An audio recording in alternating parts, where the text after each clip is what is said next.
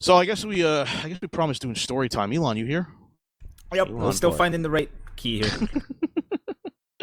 I guess we promised the story time. So here's the idea for story time here, guys. I'm gonna come up with a plot. All right.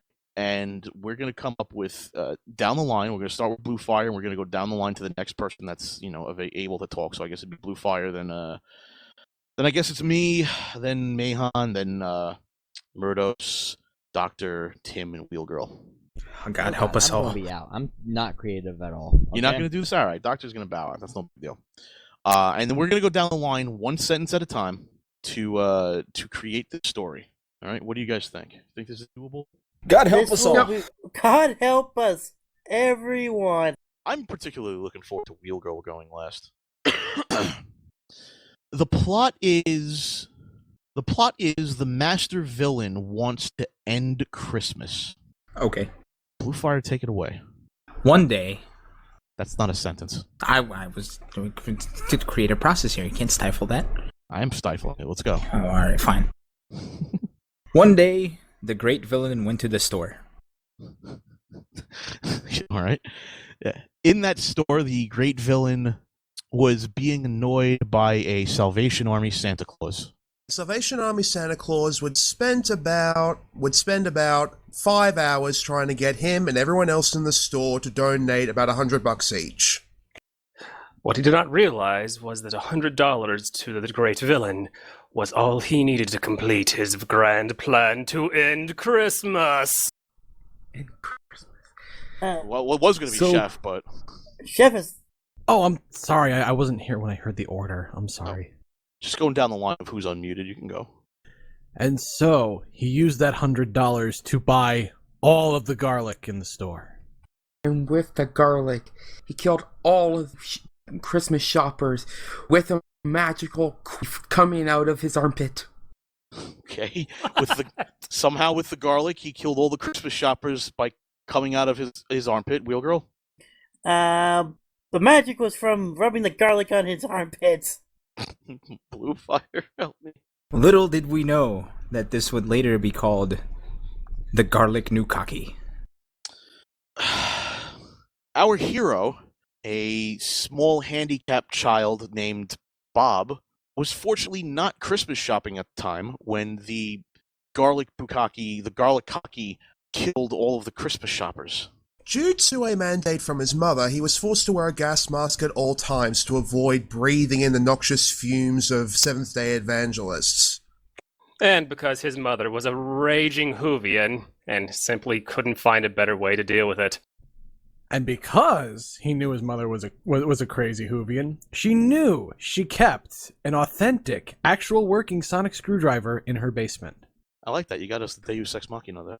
And with the sonic screwdriver, he tried to fling it with a slingshot at the villain.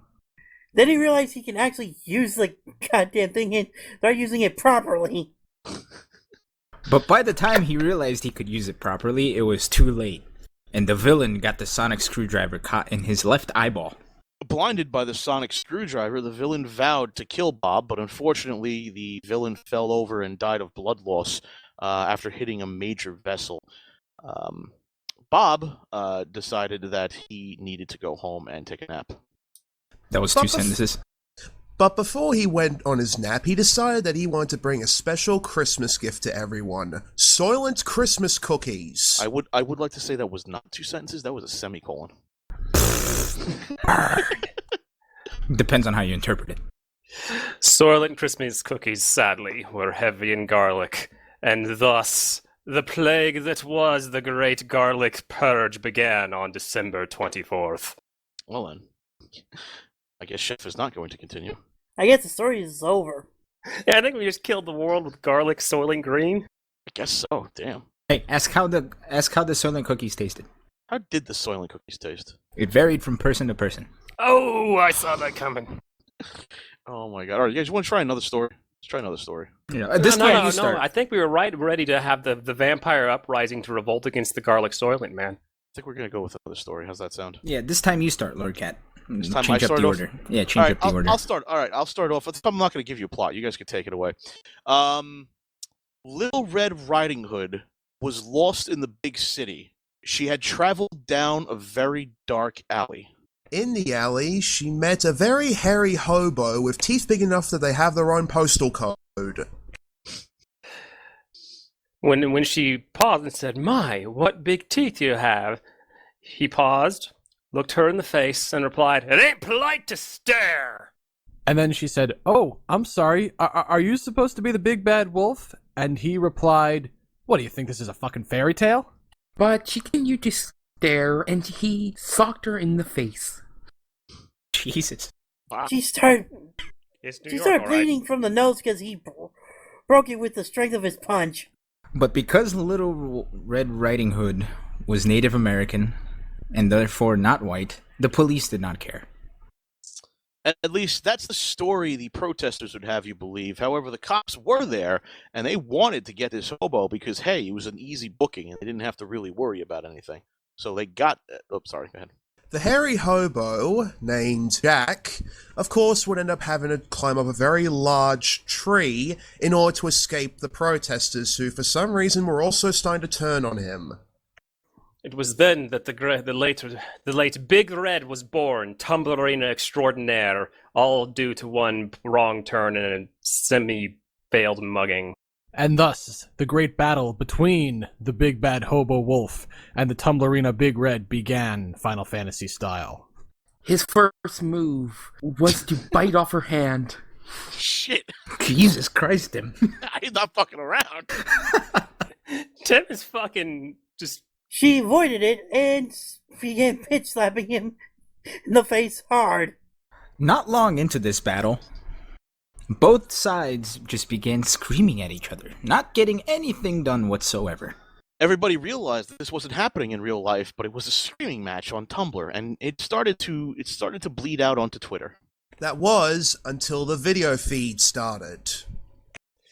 And the video feed became so intense and taken from so many angles that Lo, the Tumblerinas, already disconnected with reality, began to not realize what was real, and Tumblr escaped into the real world. And then Tumblr started waging war, coordinating a giant privilege check attack, but unfortunately... It's not a sentence. Oh. God damn it, my mic! Gah! Sorry. Alright, But count me out. I gotta figure out what the unfortunately- fuck my mic is doing. Tim, Tumblr got his microphone. turn. Let's see. What was the last one? But unfortunately, because Chef had Most some... of the Tumblr people on Tumblr have already killed themselves. Jesus Christ, Tim! And then they Who the fuck are you, Dean Koontz? rose from the grave and became Tumblr zombies and started banning a bunch of people on Twitter for no apparent reason. Where do we go from here? But then, the big bad big bad wolf hobo escaped from prison. Big bad... Oh, God. I know I want Big Bad Voodoo Daddy to join in on this. The big bad hobo wolf knew that he couldn't fight the hordes of Tumblr zombies off on his own, so he went off to recruit some friends. He would have to be quick, though, because unfortunately, the Tumblerinas were starting to equip their Anita Sarkeesian bot with the finest military $5 can offer. And lo, as they directed under the iron fist of Sir Macintosh, but in the most dire of hour, the big bad wolf hobo found his greatest ally. I think you're next. I think Chef had a drop. But unfortunately for the bad wolf, Anita Bot pulled out her weapon of choice. An army of feminists who want nothing but to kill him because he's a man. But the big wolf stomped them out with facts and was easily killed that army. Did the wolf just kill an army of zombies with gay people? No, I said with facts, not gay people. Isn't that what a fag is? I think she said I think facts. she said F-A-C-T. It's just she's slurring it. I was really Oh my confused. god! Oh, I was really fucking confused. Though now I'm imagining someone beating an army to death with a gay person by the legs, and it's pretty awesome. She just went to the West Village, just started, just picked someone up, started beating zombies with them. So wait, that's not beat a motherfucker with another motherfucker. That's beat a brother fucker with another brother fucker.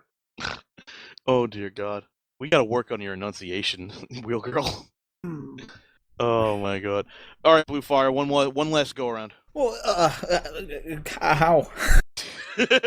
I still think my favorite part of this whole thing was, and then the big bad wolf found his greatest ally. Nobody mentioned that again. It was over. That's my writing for you. Just one more Blue Fire, and I can. His greatest ally, Mary Sue, came down flying from the sun. And then Jim Jong-un saw all this bullshit and nuked the United States and went home and ended the story. Thank God.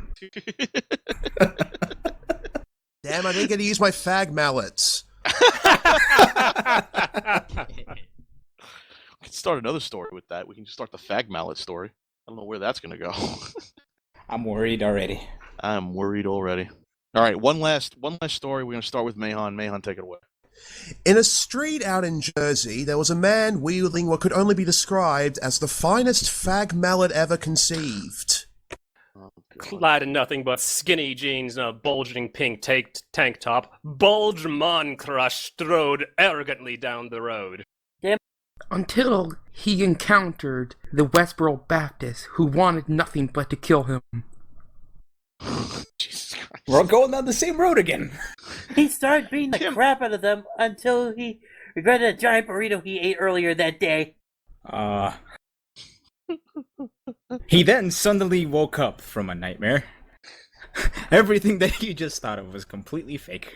Then he went to the kitchen to get himself some breakfast. He took out the bacon and eggs. And then all of a sudden, the Arthur Choo-Choo train crashed through his kitchen walls, saying, "What do you think you're doing?" And lo, he realized it was not a dream. Looking to his left, Bulge Moncrush saw, in its glory, the fag mallet. He used the fag mallet to kill anybody who's in his way. While not realizing his pants were full of poop. Not only were his pants full of poop, his pants were poop. Oh, Jesus. Okay, I don't like where this is going now. And then Tim's dog ate him. The end. The end. I This don't story know. was... That was the story. That's enough. Okay, That Damn, story okay, very damn Tim. it, again! I was going to use the shit sick fag mallets. That wasn't... Damn it. Story time's over. We all... Tim, We do you all have thought- some issues you'd like to talk about?